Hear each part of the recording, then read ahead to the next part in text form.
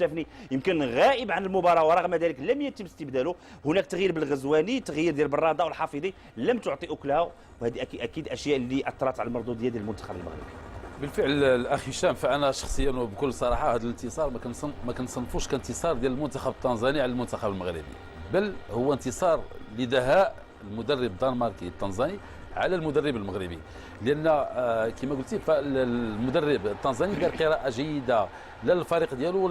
ولا المنتخب المغربي، بدليل انه كان عارف مسبقا ان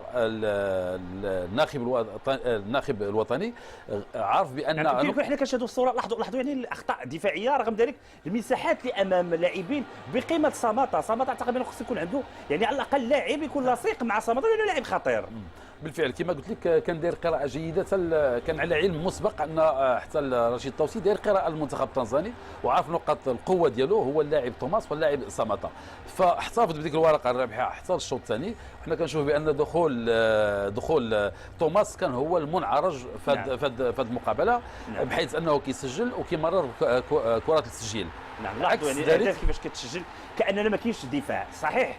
بانه يعني الدفاع قام باخطاء يعني بالخضر بركديش حمال وشاكر ما غنحملوش المسؤوليه ديال المباراه كامله، ولكن اعتقد يعني محمودي هناك وسط ميدان، لانه كنعرفوا ولو يكون عندك هجوم حتى فيه حتى ميسي يعني افضل لاعب في العالم، ولكن عندك وسط ميدان مهلهل ودفاع كيعمل هذه الاخطاء، فاعتقد انه يمكن كانت الحصه تكون اكبر. لان وسط الميدان كشف بكل صراحه الدفاع، لان ملي كيكون عندك وسط ميدان ما كيكشفش الدفاع، الكرات ما كتوصلش بسرعه الى الدفاع، فالاكيد ان حتى الدفاع كيكون متالق. ولو ان يونس حمال والشاكر فكتنقصهم خبره كبيره، اللاعب بالخضر بركديش يعني كانوا مكشوفين بكل صراحه، كانت نقطه الضعف والحلقه الاضعف يعني تقريبا واحد 4 أو 5 لاعبين كانوا الحلقه الاضعف، واحنا نتكلم عن لاعب يكون الحلقه الاضعف، فما بالك ب5 أو 6 لاعبين ما كانوش المستوى، خصوصا في الجوله الاولى. اكيد ان الفرص اللي ضيعناها في الجوله